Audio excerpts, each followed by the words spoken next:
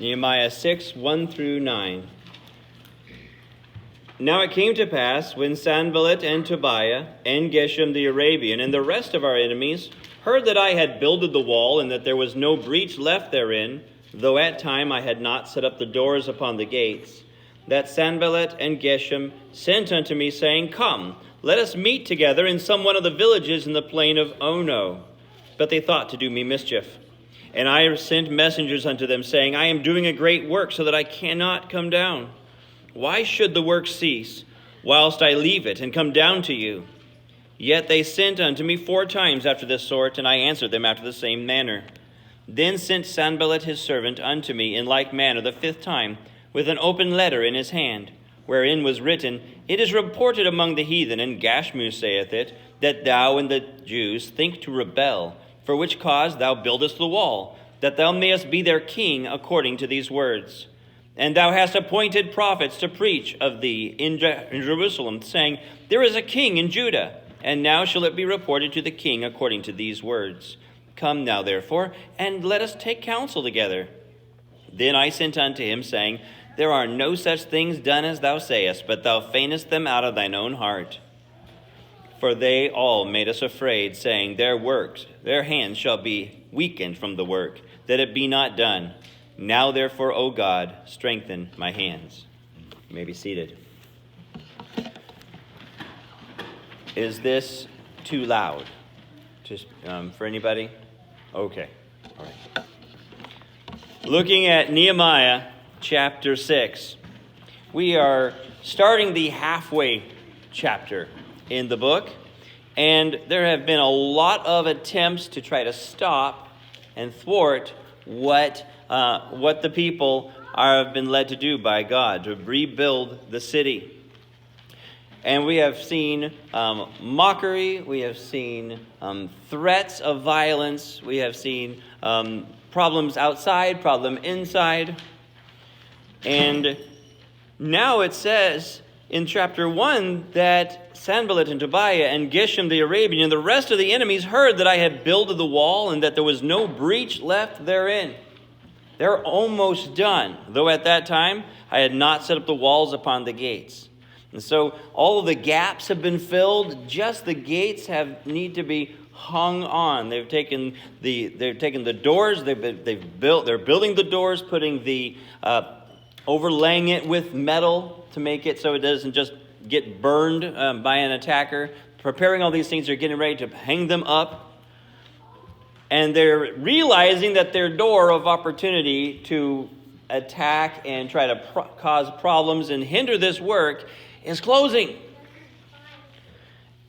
And so you might think, well, they're going to go unhinged.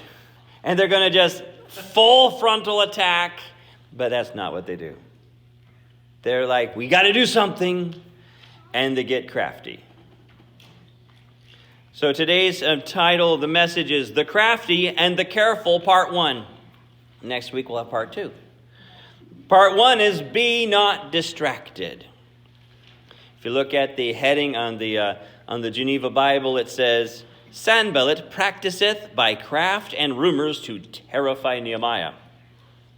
And the 1611, heading for that page is Sanballat's craft. So we're looking at the craftiness of the enemy. We have enemies today who are very crafty. We find that the very first enemy faced by mankind came in the form of a creature that was very subtle. And let's see what these enemies are up to. They've come up, they found out, oh no, there are no breaches. Mamash lo peretz. They're not letting any chink stay.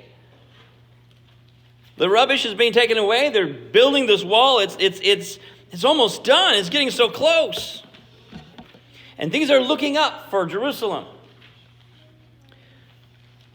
And they need to be very careful at this point. And not just say, okay, it's smooth sailing. We've got it made. Let's just sit back. We don't have to rush about this. Let's enjoy the savor of victory. It is really important that when we think that we are standing, we need to take heed lest we fall. at the very point of accomplishment, we can trip up. Makes me think of somebody else who was a leader over Jerusalem, who had never, ever, ever, ever had a military defeat. Never. Not once. And when it was time to go out to battle after all of this, after all this victory and winning, he decided he'd send his army ahead and he'd tarry back in Jerusalem. That now he could put up his feet and put down his guard. And that became the point of his life that not only brought great ruin and trouble and shame to himself, but also to all he loved, and blasphemy against the God he adored. And so we want to make sure that even at this point that we're not... Oh, by the way, who was that? David. That was David. David, the man after God's own heart. And so we want to make sure that we are not falling prey at any time of day. You have to squeeze the tape after you pull it out. Right. Okay. So, enter the Crafty. It's looking good. We're going well. And then Sanballat and Geshem sent unto me. They are approaching Nehemiah, and they are saying, hey, come. Let us meet together in some one of the villages of the plain of Ono. But they thought to do me mischief.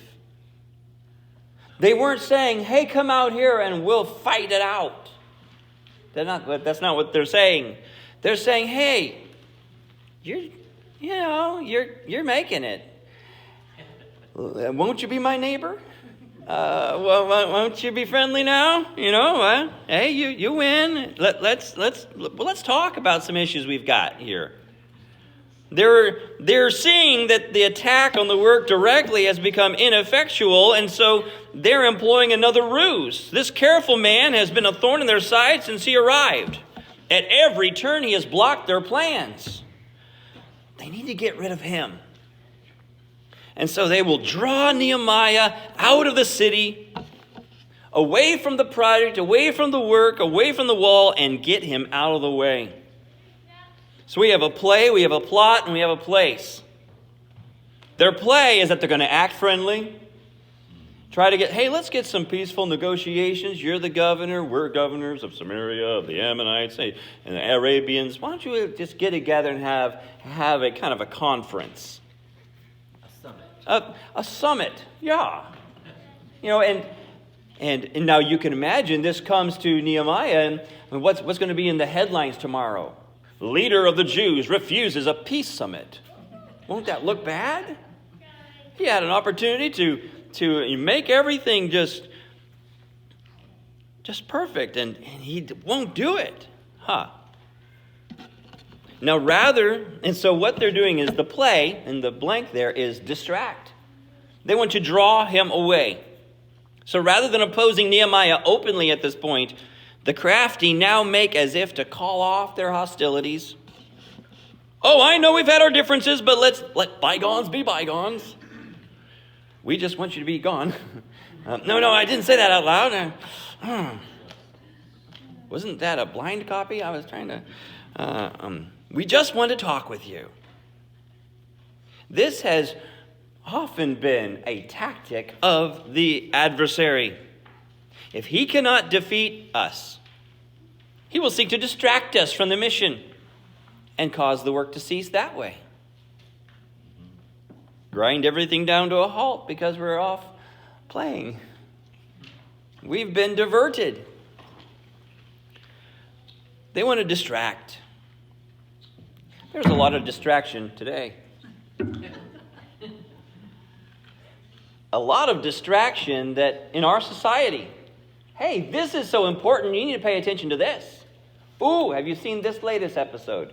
You've got to be up on the trends. And a lot of play has been made to, oh, well, don't see the world system as your enemy. Just try to get along with them now because, hey, they're not really after you.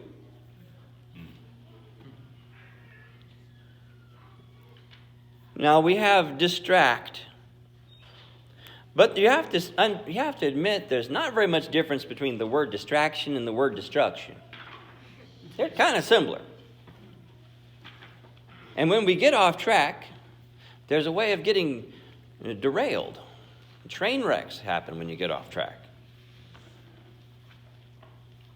But how often do we get distracted? How often do we have a course that we're heading, and then we're like, oh, squirrel, I got a distraction here. Oh, look at that. That's a pretty outfit. Oh, it's really easy to get knocked off course because of things we see or things we hear, things we notice, things people tell us. And there are a lot of people who would like the church of the living God to be about a lot of other things besides what God has said in his word. And say, no, you need to be all concerned about this issue or that thing and try to get things away from what does God say about this. So we have the play, which is to distract, but then we have the plot underneath that. Because it says, but they thought to do me mischief. Their plot is to actually do him harm and cause the work to stop. So they have distract, but they really want to destroy. They're sending messages, let us meet together, but they plan mischief, to do evil. You see, if they got him out of Jerusalem, then they could more easily assassinate him. They could or otherwise harm him, crippling the work, or even attack Jerusalem in his absence. Get rid of the leader.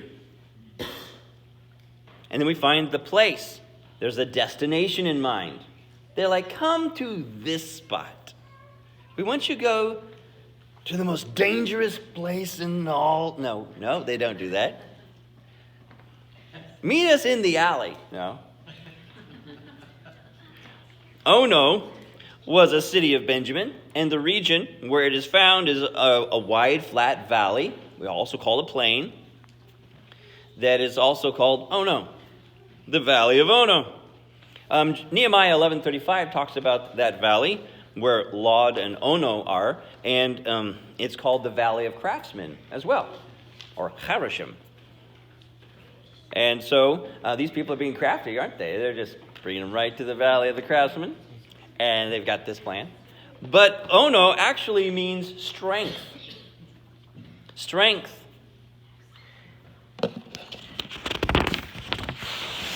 We find that they've brought him to this village. They didn't mention the other name. They could have mentioned Lod as one of the villages in the Valley of Ono. Lod, by the way, means travail, contention, and strife. But they didn't. They chose Ono, which means strong, vigorous. It comes from the word on, which means strength, might, force, having goods, substance, ability, physical strength. You know, sometimes when we're actually called, we're being distracted, we can be drawn away to this argument or that feeling or whatever because we feel we have a strength in that area. Oh, I'm not going to fall because I know better. And so I'm strong in that area. It's open ground. They can't be sneaking up on me. They don't have an army waiting, hiding behind that one tree. And so I'm safe. And hey, it's not in Samaria. They didn't call me to meet in Samaria or some other area. I guess they called me meet in some area in Ono. But it's like neutral ground. And we can all just get out there and hash out our differences. But something a lot of people haven't taken into consideration is that there is no such thing as neutrality in regards to God's truth. You're either for him or against him. And so we see that you're either for or against the true God of the Bible and his end in this world. And so we have the play, we have the plot, and we have the place that are trying to get him, come to Ono, come and meet us. We just want to talk. We find the careful course. What does Nehemiah say? Come to Ono. Oh no, I'm not going to. Oh no. He said, I send messengers unto them, saying, I am doing a great work, so that I cannot come down. Why should the work cease whilst I leave it and come down to you? He refers back to his duty before God, the call of duty upon his life. He says, I'm not just about what I feel like doing right now. This is not just about what feeds my ego that you want to talk with me. He doesn't, what we recognize here is what he does not say. He doesn't say, well, I think you're planning an ambush, so I'm not coming. He's not focused on that. He doesn't say, I'm too good for the likes of you, I'm not going to meet you. He doesn't say that. He says, I'm doing a great work. The focus is not on him. The focus is on the task God has given him. And he is wanting to follow his duty. That's something that we as Christians, we should have before us, that I have a duty before God to remind myself, to remind my family, that we as believers would say, we need to do our duty. In that little song that I try to sing to my children that talks about live pure, speak true, right, wrong, duty do. Follow Christ the King, honor to him bring. And how often do I find myself being selfish and not saying, I need to do my duty in this area. It's easy to be distracted. But what he says is, I have a job to do, I need to get it done. I cannot come down. And so we find that he was saying, I'm not going to detour. No detour here. I'm not going to change from the course God has set. We cannot go aside. Psalm 119:95 says, the wicked have waited for me to destroy me, but I will consider thy testimonies. Lord, I'm looking to what you have to say. No matter what they're trying to do, whatever their conspiracy is, I have a course I need to follow. Because it doesn't matter what they say, it matters what you say. Many people in this world are going to say, no. If you don't listen to the world, you're not going to be relevant. You're not going to be able to relate with us. You're going to be incoherent and you're not going to fit in and you're not going to get what you need to get done. And we're like, well, they do not write the job description God has given his people. We're to follow what God says and be a light in a dark world, not match them in their darkness to try to win them as friends, but to love them enough to tell them the truth. Okay, so we have him setting an example for Christians, including Christian leaders. Because to permit the enemies of God or even compromising believers, to permit them to sidetrack us into unnecessary arguments or activities is unwise, unprofitable, and counterproductive. We should have a proper perspective of priority. The careful man holds fast to the directive on his life. 2 Timothy 2:4 says, no man that warreth entangleth himself in the affairs of this life, that he may please him who hath chosen him to be a soldier. To recognize God has chosen me, he has called me, and he has a command on my life. He has the directive, the orders. And so I'm not going to get bogged down and entangled in that which is going to interfere with what he's called me to do, that I may please him. Paul said, if I were seeking to please men, I should not serve Christ. But I serve Christ. Therefore, I'm not living to please others or even myself. What is a directive? It is a command, an ordered instruction. It's a mission instruction. It's an aim. Have we been given a directive? Yes. Nehemiah said, I have a great work. I am doing a great work. Is there a great work for believers? Well, it's to follow God, bring him glory, to glorify him in what we do. The work of building the kingdom. The Great Commission is a great work. Sharing the gospel with others in evangelism. There's a great work in discipleship and training and growing young believers to then be mature and then make other disciples and share with them what they have learned. There is worship is a great work. God is worthy of worshiping, and so we gather together and we're going to worship him how he says. Not let the world come in and say, you have to do this and this and this. But to say, no, actually, that's not your jurisdiction. This is what God says, and we're going to follow him as he leads us. Engaging against evil is a great work that God has called his people to be light in the darkness, to be salt in the midst of decay. Such as seeking the abolition of child sacrifice, and people say, no, you need to do it this way or that way. Listen to this philosophy, what this pragmatist idea is, and say, no, we're going to do what God says and follow him and trust him for how it works out. The great work of raising and training in families. We look and we see in our homes, we say, Lord, this is a great work. Sometimes we get the idea that, oh, Lord, I would really serve you so well if I didn't have all these distracting children in my house. Oh, I'd be on my knees so much more. I would have time to do more study, and I would just be more mature if it wasn't for all these children. When God says, hey, that is your work. That if I've given you those, you attend to that task. This is true for fathers and for mothers.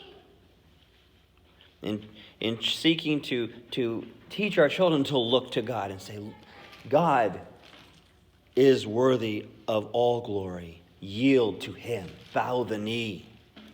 Because he is Lord. To share about, well, this is God's highway. What God says. His ways are higher than our ways. Our natural things are to go sink down into our own selfishness, our own pride. And God says, no, follow this path. To say, this is what God has made to do. And even if the world would mock and say, oh, that's so foolish. Say, I cannot come down because my God has called me to this. In where we stand and following what God's word says. His precepts, his word. So that a mother on Mother's Day can look down at her child who is crying and needing comfort or food, or a little newborn baby and thinking, I am doing a great work so that I cannot come down. When her little child is being rebellious and running about and not listening and talking back, and the mother continually, consistently not giving up, throwing up her hands and saying, I'm going to go watch a movie. You can just do what you want. It's easy to step away and say, I'm just going to, but not to patiently, consistently work with that, but saying, I love this child. God has given this child to me, and I'm doing a great work, and I cannot come down. I'm not going to give up on this little one. When that child is a teenager and other issues rise, so that some things are so much easier. You don't have to change diapers anymore. There are certain things that are easier. But then there are other things that are become bigger and looming up, and decisions that are made, and the parent looks at that baby, no longer a baby, and thinks and remembers, I'm doing a great work. I cannot come down. Children grow up and they leave the home, and now they're grandchildren. And that grandparent, grandfather, grandmother, watching the path that their children are taking, being ready to give counsel, seeking to share truth, and praying for them earnestly, and not giving up because we're doing a great work and we cannot come down.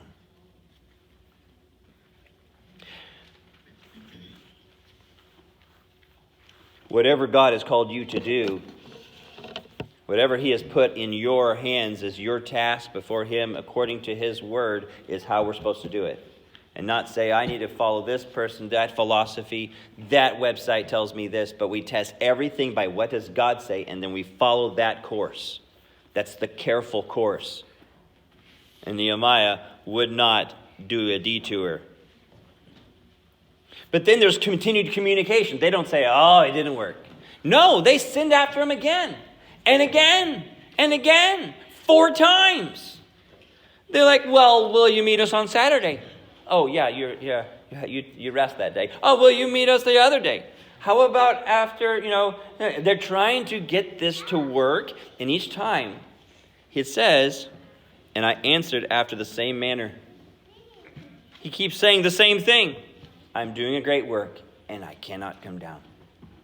I'm doing a great work so that I cannot come down. Repeated attempts to draw him out, and he has a dogged rejection of those attempts to draw him away. He uses what some people refer to as STSs, a short tenable statement, that he can just say over and over. Actually, no, because I'm doing a great work and I cannot come down. Well, can you come down here? No, I cannot come down. It's good for us to know what God says so that when somebody comes up and says, well, what about this? Then we can give a statement, say, this is what God says, and that is why I'm doing what I'm doing, and that's what God says about this issue. The enemy's aim is to have the church cease from the work that God has set before us. But the truth is that we are doing the greatest work of all, to glorify our Creator, Redeemer, and King. We will not cease. We cannot cease. We are not our own. We're bought with a price.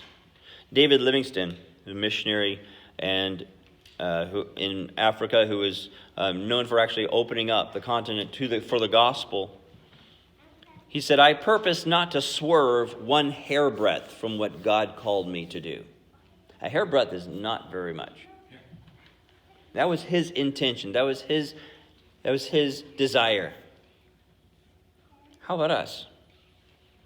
We want to make sure we do not get off course, because voices will call on every side and from behind. Turn aside. Turn back. Don't you remember the fun you had? All of these things.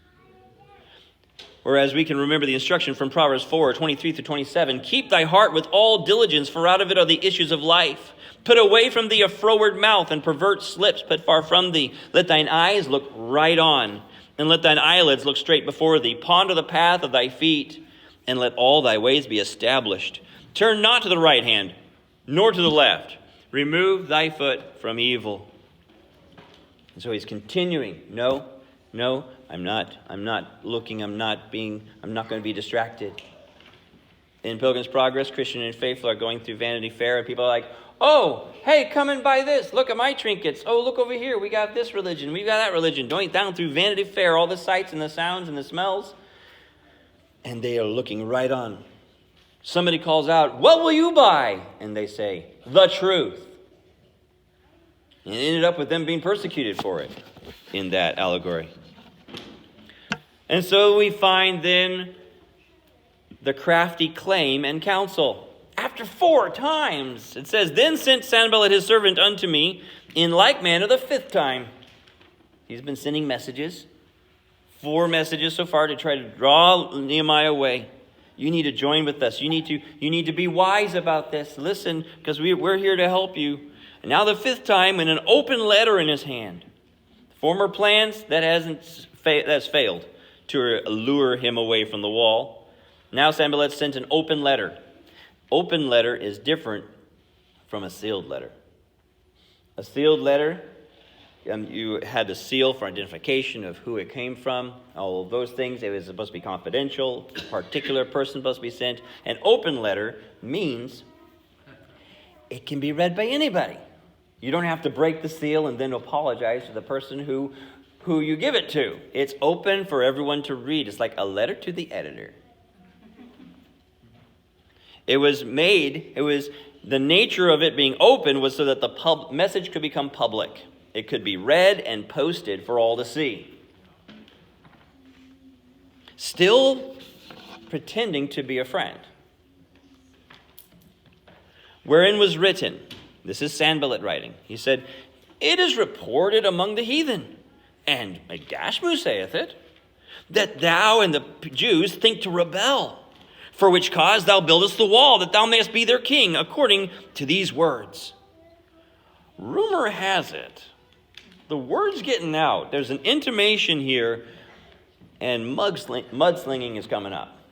This is it's heading up to this. But he's like, we're hearing this, that you're thinking to rebel. So there's rumor, then there's rebellion. You're going to rebel. There's insurrection talking about here. You're mutinying against the king. And then we find that they are not only saying, you guys are rebelling, but he says, and this is the reason you're doing this. You have an intent. You have a motive for why you're all building in the first place. Because you're thinking to be king. You want to be the one in charge. This is all about you, Nehemiah. Casting aspersions at Nehemiah's real motives, so that Nehemiah could be baited to think, well, what will the heathen think when they read this? What will the people in the land think about this? Will they think that I actually have an ulterior motive? What will the king think if he hears? So he's trying to cause a fear in him, to be intimidated. And he goes on to say, and thou hast also appointed prophets to preach of thee in Jerusalem, saying, there is a king in Judah. Now shall it be reported to the king according to these words. Come now, therefore, and let us take counsel together. We've heard this problematic rumor, and we don't know where it came from. I do. Nehemiah 2. Actually, Nehemiah 2. Verse 19, then Sanballat the Horonite and Tobiah the servant, the Ammonite, and Geshem the Arabian heard it. They laughed us to scorn and despised us and said, what is this thing that you do? Will ye rebel against the king? It's like, we heard, no, days later, we've heard this report. We're concerned. We don't know how that got started. But Gashmu said it. You know, sometimes people are like, everybody is thinking this. Everybody, then who's everybody? Oh, everybody. Can you give me a name? Gashmu. He actually gave a name, but oftentimes it's like, oh, no, I don't know who's doing it. It's just they. Have you ever heard of they? They say it's going to rain. They say it's a plot. They say they is everywhere. I remember when I was little, we used to play in the woods with some friends, and we would play. It was us against them. We never said who them were, but then we were like, it's them. And we'd run and we'd pretend like we were doing battle, and then their aircraft would come with like, it's their planes, airplanes, their planes, and so it was all they. But who were they? We never really laid that out, and they're not laying it out either. The horribly evil. Oh yeah, those people. Okay. All right, so, but now he's saying, hey, this report is going to be sent to the king. The memo is going to be passed on to the king, and so we need to resolve it. So they're offering resolution. We've heard this rumor, there's rebellion among the people, that you're having this reason, and this report's going to get to the king, and so we need to have an intervention here. We need to make a means of resolving the conflict. We're going to help you because we know that you're in trouble. So come to us for advice. There are people today who have all of these agendas, all of this thing that they're all woke up about. And they're saying, you all have this issue, and you have to come to us to find out the truth about it. We're like, well, actually, we know the God of truth, and he has told us everything we need to know. And we're going to follow what he says and not go to the world to get their fallible and fallen counsel, no matter how they may paint it. Because God is the one who actually brings resolution. God is the one who has the truth. And so we find that the enemies of the truth they're bringing here, and notice that this is a piercing content and pretend concern. They're stabbing in there, and then they're like, oh, are you in trouble? Let me help you. The enemies of the truth of God will even stoop to lying slander against those who are faithfully serving to accomplish an important work for the Lord. And so, against this claim and counsel that they are offering, they're saying, let's take counsel, and he counters them. The careful counters. What does Nehemiah say? Oh, really? Help me. What do you suggest? No, he doesn't say that. He didn't say, oh, that's not true. I want you to read all my emails, and I want you to look at this, and I want to prove. There's not a smell, not even a sniff of treason here. He doesn't say, oh, well, why don't we have an investigation, or let's take this to court. I'm going to prove I'm innocent. He doesn't do this. He says, there are no such things as thou sayest, but thou feignest them out of thine own heart. You're making it up. He answers actually with great wisdom and zeal to his adversary. Just complete, utter denial. That's not true. And then continued diligence. He keeps working. He doesn't stop the work of getting those gates ready and putting them up. He gives an appropriate response of saying, not true. Boom, keeps going. Keeps working. Reminds me a little bit of one of my favorite quotes from Perry Mason when I was a child. I remember watching Perry Mason. Yeah, he was an attorney in a case, and the prosecutor would come up with this kind of flamboyant thing that would sound like, ha, I got this wrapped up. And then Perry Mason would rise and say, objection, that statement is illogical. What is it? Okay. Illogical, irrelevant, and incompetent. Boom. And they're like, sustained? Okay. So, but it's just like, it's not true. Nothing you said is true, and keeps going. Sometimes trying to stop and defend and clear the air is not the solution. But being unflappable and say, that's not true, and then it's still going. If somebody gets all sorts of umbrage about an accusation, sometimes people will say, there must be something there. Because look how offended he got.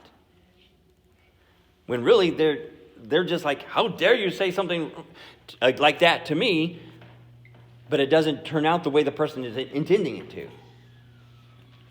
At the gates of death, two weeks ago, I believe it was, or 3.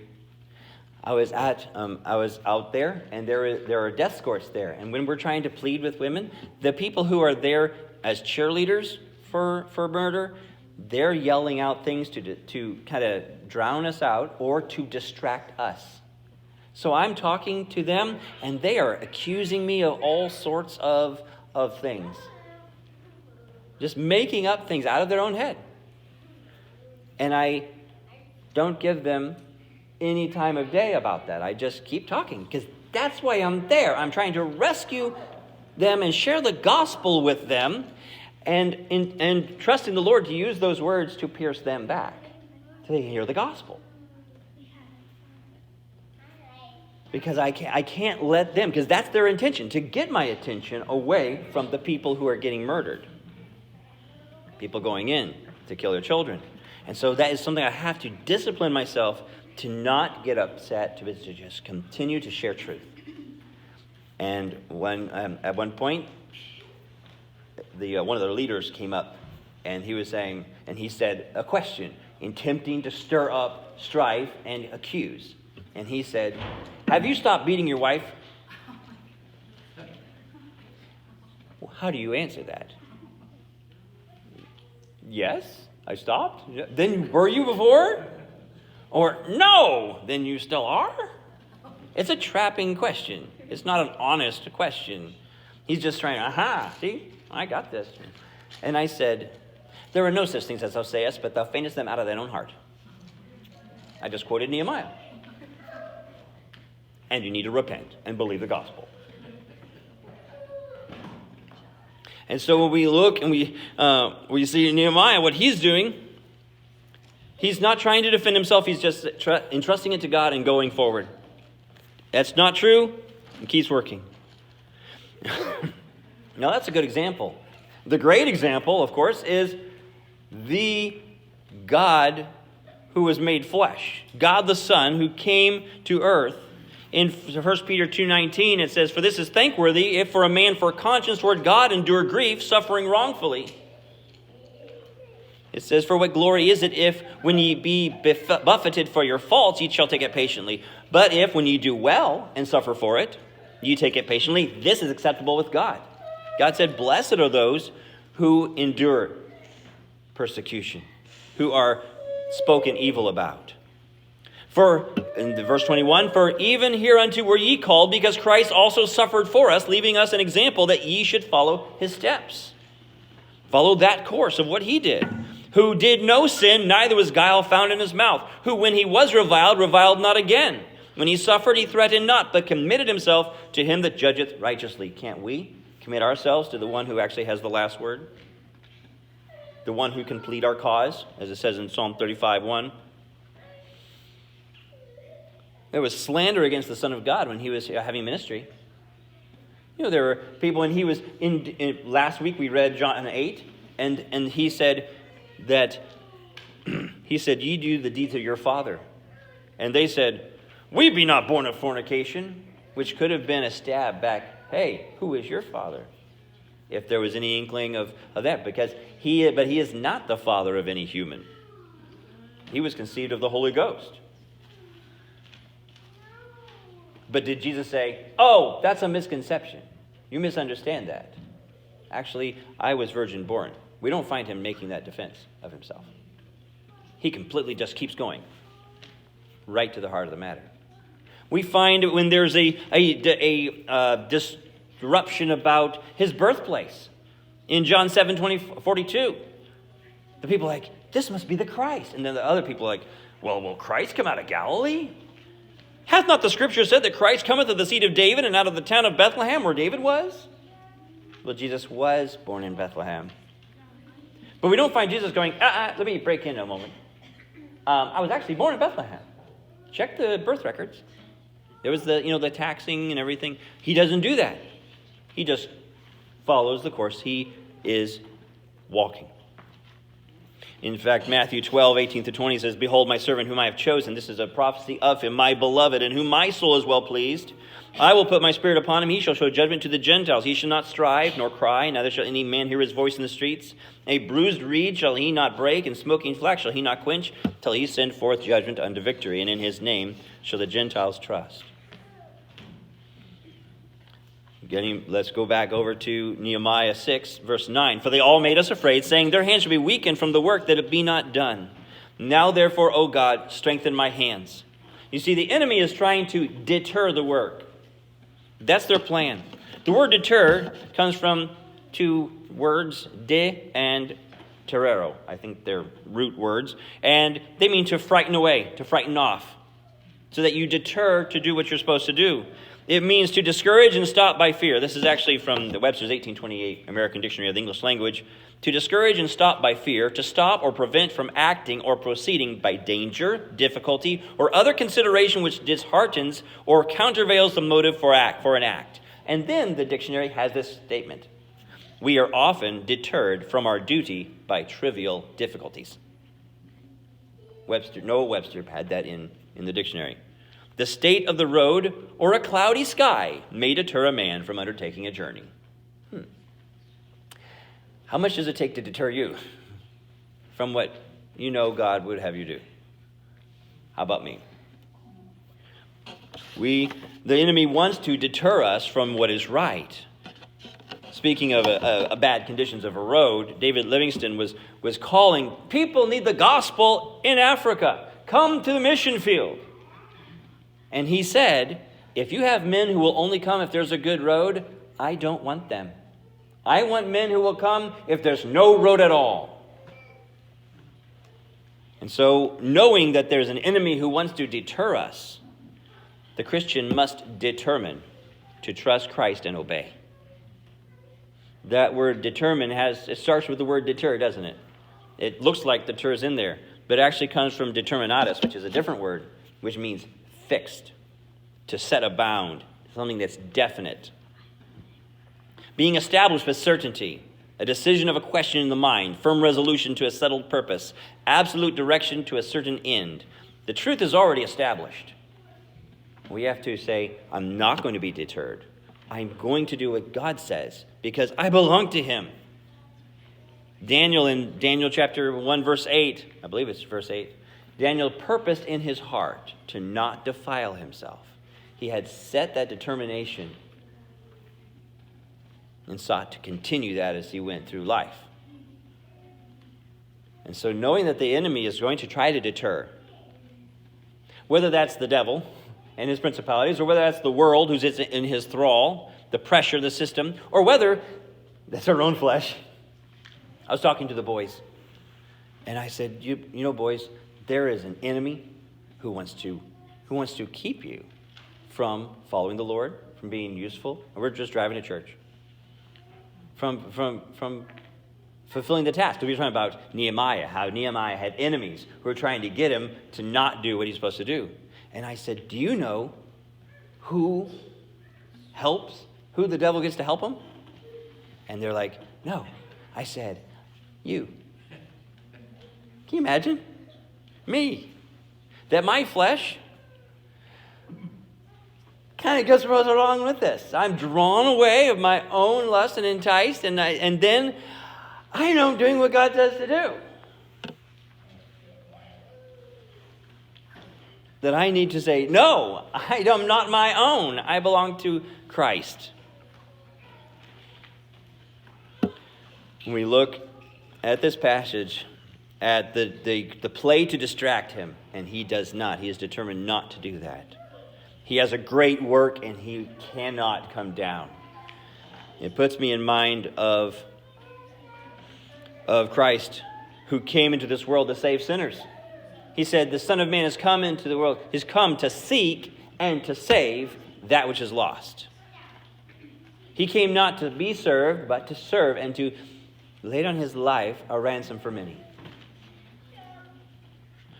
1 Peter 20, 22, 21, we already read through how Christ suffered for us, leaving us an example that we should follow in his steps, who did no sin, who when he was reviled not again.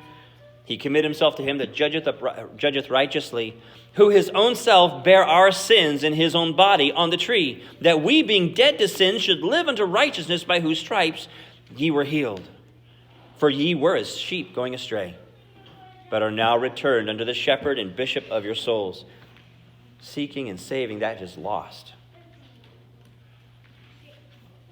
When Pilate had him before him and he was examining him, Pilate said, art thou a king then? Jesus said, thou sayest that I am a king. To this end was I born. I came to do this, to bear witness of the truth. Everyone that is of the truth heareth my voice. This is the cause that I came into the world for. To bear witness of the truth and to die. And he is the king. Nehemiah, they were saying, he's trying to be king. You know what the religious leaders in Jesus' day? He wants to be king. Guess what? He is king. He is really king. It's not usurpation if it really fits. He is the rightful ruler of all things. The King of Kings. And as he is going through ministry, in Luke chapter 12, verse 50, he says, I have a baptism to be baptized with. He's already been baptized to the ministry. But he's speaking here of what he came for. And it says, I have a job to do. I have a task. And how I am straitened. It's like under this pressure. It's the suneko in the Greek, which has the idea of a geyser getting ready to blow. I have to do this until it be accomplished. I am straitened till it be accomplished. Christ said, I am doing a great work. I cannot come down. I'm not going to turn away from it. Even when people were saying, oh, we'll make you king now. Why don't you just feed us bread and we'll do this? Even when the devil says, oh, just bow down to me and you'll get it all. But Christ came to do the great work of glorifying God himself. And when he is nailed to the cross, bearing the sins of sinners, what are the religious leaders doing? Well, come on down. Come down and we'll believe you. All you have to do is come down. If you really are the Son of God, really are the King of the Jews, then come down and we'll meet together.